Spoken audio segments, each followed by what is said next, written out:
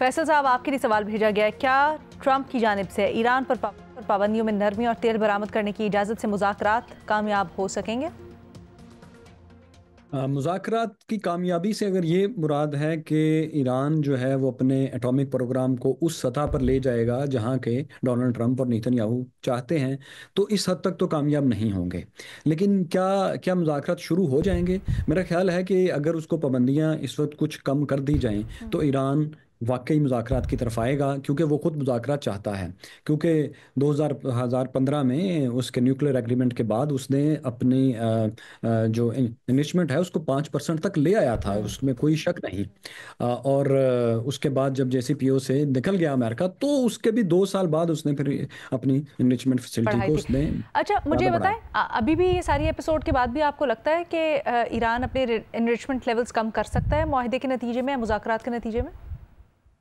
देखिए, अब ना ये जो इस बात को समझें कि जो जो है एनरिचमेंट है, उस पॉइंट से ईरान आगे निकल गया है। अब जो उसके बाद के 2 कंपोनेंट हैं कि उसने वो ट्रिगर्स बनाने हैं, उसने डेटोनेशन पॉइंट्स बनाने हैं, ट्रिगर्स बनाने हैं जिससे एटॉमिक वेपन ट्रिगर होता है, जिससे एक प्लूटोनियम के न्यूट्रॉन एक न्यूट्रॉन को इमर्ज करके आप फ्यूजन रिएक्शन क्रिएट करते हैं। उसने वो वाली अब डिवाइसेस बनानी है। यूरेनियम इनरिच कर, तो इस बारे में अब दुनिया में किसी को अगर शक है तो अपना निकाल दे कि वो यूरेनियम इनरिच कर चुका है। अब जो बाकी 2 पॉइंट्स रह गए हैं वो उसने करने हैं। और आप याद रखें, जो 2 पॉइंट्स रह गए हैं उसमें किसी को नहीं पता कि ईरान कहाँ है, क्योंकि वो काम ईरान किसी भी फैक्ट्री की बेसमेंट में कर सकता है और दुनिया को पता नहीं चलेगा। क्योंकि यूरेनियम जो है इसके ऊपर एक ग्लोबल एक लेंस है और इसकी इंपोर्ट एक्सपोर्ट सेंट्रीफ्यूजेस और इसके ऊपर बहुत नज़र होती है। बाकी जो 2 उसके स्टेप्स रह गए हैं वो तो कहीं भी अगर कर रहा हो तो किसी को पता नहीं लगेगा। वो इसे ऐन मुमकिन है उसने वो स्टेप्स पार कर लिए हों। ओके, बहुत शुक्रिया फैसल। आगे बढ़ते हैं, महमल सरफराज साहिबा से सवाल करते हैं।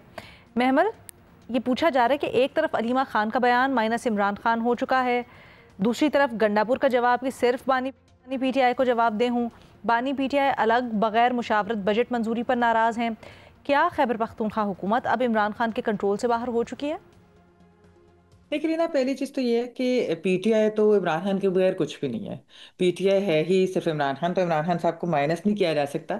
जो ये अलीमा खान साहबा का बयान है, अगर आप पीटीआई वालों से इस पर बात करें तो वो एक्चुअली कहते हैं कि इस तरह के बयानात तो हमारी पार्टी को और उसके मौक़िफ़ को कमज़ोर करते हैं और मज़ीद कन्फ्यूजन फैलाते हैं। इस तरह के बयानात से उन्हें ग्रेस करना चाहिए।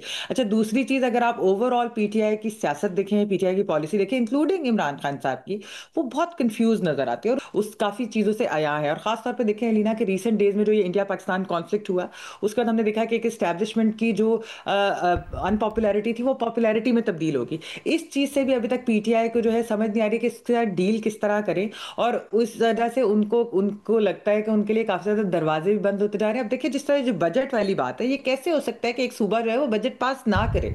इसके अंदर भी जिस तरह की कंफ्यूजन नजर आ रही है, जो लोग केपी में हुकूमत में है उन्होंने बजट तो पास करना, उन्हें भी पता है हुकूमत नहीं चलेगी अगर ऐसा ना किया तो। ठीक है, इस तरह तो नहीं हो सकता, इस वजह से कन्फ्यूज है। बहुत शुक्रिया महमल। आगे बढ़ते हैं, मज़हर अब्बास साहब से सवाल। मज़हर साहब, पूछा जा रहा है सुप्रीम लीडर आयतुल्लाह खामनाई ने ताज़ा टेलीफोन खिताब किया है, टेलीविज़न खिताब किया है, और उसमें कह रहे हैं कि हालिया अमरीकी हमले सिर्फ डोनाल्ड ट्रंप की शोबाजी थी और इनका कोई असर नहीं हुआ। इस बयान को कैसे देखते हैं?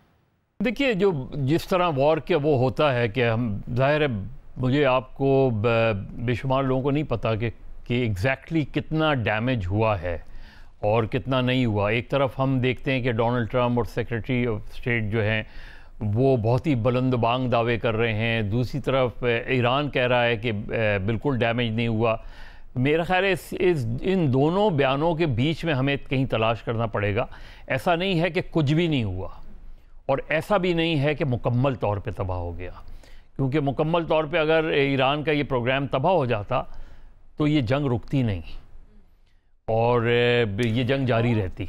ये रुकी ही इसी वजह से है कि खामनाई साहब का बयान है, आपके ख्याल में वो अपनी लोकल ऑडियंस के लिए मेरे ख्याल में और देखना है कि अभी अगर मुज़ाकरात शुरू होते हैं तो ये चीज़ें आहिस्ता आहिस्ता सामने आएंगी। देखिए, डोनाल्ड ट्रंप क्यों इतने फ्रस्ट्रेट हो रहे हैं CNN की लीक की वजह से।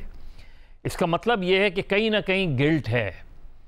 इसका मतलब ये है कि जो CNN रिपोर्ट कर रहा है उसमें कहीं ना कहीं वज़न है उस चीज़ में, और तो हमें इस लिहाज से देखना पड़ेगा। पीट हेग्सेथ वगैरह आए थे, वो कह रहे थे कि वो एक प्रीलिमिनरी रिपोर्ट थी, इनिशियल अंदाजे थे, अभी इतना जब अब आप किसी चीज़ की वजाहत करना शुरू कर दें ना, जैसे ट्रंप के बहुत से जो और बहुत से बयानात की वजाहत की जा रही है, ये सब कुछ कहा जा रहा है, तो हमें एग्जैक्टली बहुत ज़्यादा देर नहीं लगेगी।